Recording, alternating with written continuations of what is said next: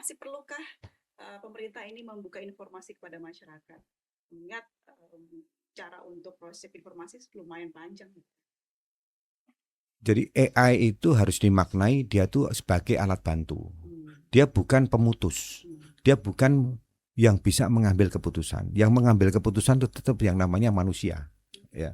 Jadi kalau kami menempatkan AI itu sebagai alat bantu kami. Dan kami sudah mencoba juga di Monef kami kemarin pakai AI Tree, ya, kami bekerja sama dengan pihak luar. Tapi memang di semua kementerian itu problemnya itu sumber daya manusia. Ya. Jadi kita ini selalu dihadapkan pada sumber daya manusia, dan itu juga sumber daya manusia di Komisi Informasi Pusat.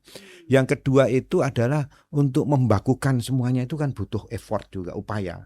Yang ketiga tentunya juga harus ada, ini kan sesuatu yang sebelumnya belum tidak ada menjadi ada. Artinya kalau yang sebelumnya tidak ada menjadi ada itu ya harus dilengkapi dengan aturan-aturan hukum, ya. Di Kementerian Hukum ini juga harus siap itu.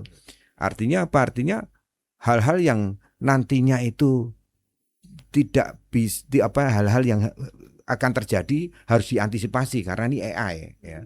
Seperti ada beberapa contoh itu algoritma itu udah dipertanyakan ini dengan sistem penerimaan mahasiswa baru, atau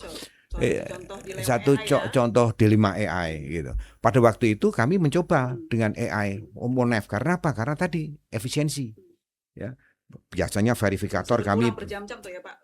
Iya, jadi karena sumber daya manusia. Jadi ini Mbak April yang memang harus kita benahi juga, ya. Jadi sumber daya manusia kemudian kita harus dibakukan, ya, bakukan hal-hal tertentu kan harus ada dibakukan, dan itu kan perlu effort, ya. Perlu ada regulasi khusus tidak Pak untuk ya mungkin pemanfaatan AI di lembaga pemerintah? Harus, menurut saya harus gitu, ya. Kalau aturan-aturan Kementerian Hukum yang harus mengantisipasi artificial intelligence. Sudah ada belum Pak Ronald mengenai hal tersebut atau sedang digodok? Ya, sedang dipersiapkan terus memang terkait dengan khususnya layanan-layanan yang ada di Kementerian Hukum. Tapi yang jelas komitmen dari Kementerian Hukum tetap untuk melayani publik menjadi lebih baik, termasuk terbatas pada penggunaan AI. Iya. Karena memang tidak dipungkiri kalau penggunaan AI itu membantu sekali ya. Jadi hal-hal yang mungkin pertanyaan template tadi yang bisa ditanyakan berulang kepada masyarakat ke pemerintah atau badan bisa terjawab dengan otomatis tanpa harus ada tambahan waktu gitu. Namun pertanyaannya mungkin juga yang nonton juga bertanya-tanya, kalau AI digunakan kira-kira yang mengawasi siapa gitu ya. Kalau dari KIP sendiri berpendapat seperti apa Pak?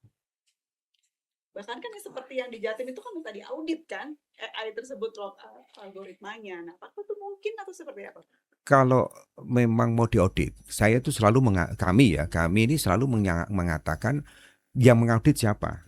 Yang mengaudit ini kan juga harus punya kompetensi untuk mengaudit sesuatu. Aturannya ada tidak. Jadi ini saya sampaikan ya, pada waktu orang mengatakan bahwa mohon maaf ya, ini ada satu contoh, saya pakai contoh-contoh supaya gampang.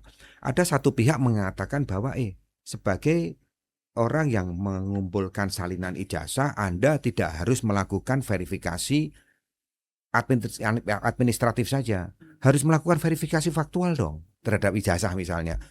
Ya, kami sebagai pihak itu kami tanya dulu, Anda ada nggak aturan melakukan verifikasi faktual? Nggak ada lah. Kalau nggak ada ya harus ada dulu. Jadi hati-hati juga kalau kita misalnya ada algoritma yang dilaporkan ke kami misalnya, dia termohonnya siapa dulu? Kami tanya termohonnya dulu. Kalau termohonnya belum ada aturan-aturannya, terus bagaimana? Nah, kan artinya tadi kembali ke Kementerian Hukum. Nah, Kementerian Hukum ini kan sinkronisasi semua peraturan kan ada di sini. Ya, jadi kami pun mau peraturan dari lembaga negara, mau peraturan dari lembaga pemerintah yang lain, sinkronisasinya ada di sini lah. Kami pesan ini di sini. Ya tadi AI ini hati-hati, AI ini harus masuk dalam klausal itu. Yang kedua ya jangan lupa itu keterbukaan informasi publik itu harus selalu didengungkan. Itu didengungkan, misalnya keterbukaan informasi publik katakanlah ya. Polisi katanya. Polisi ini kan kami selalu melihat ada sarana dan prasarananya saja. Prasarana tidak hanya sarana, ada PPID, ada kantor yang bisa dilihat dengan mata, tapi ada beberapa prasarana yang harus dipenuhi juga. Prasarana itu apa? Prasarana itu adalah peraturan-peraturan. Nah, pada waktu nanti badan publik, ya akan ada kementerian-kementerian, badan publik ada perguruan tinggi negeri, ada kementerian, lembaga pemerintahan non kementerian. Kalau dia mau membuat peraturan menteri, pastikan ke Kementerian Hukum.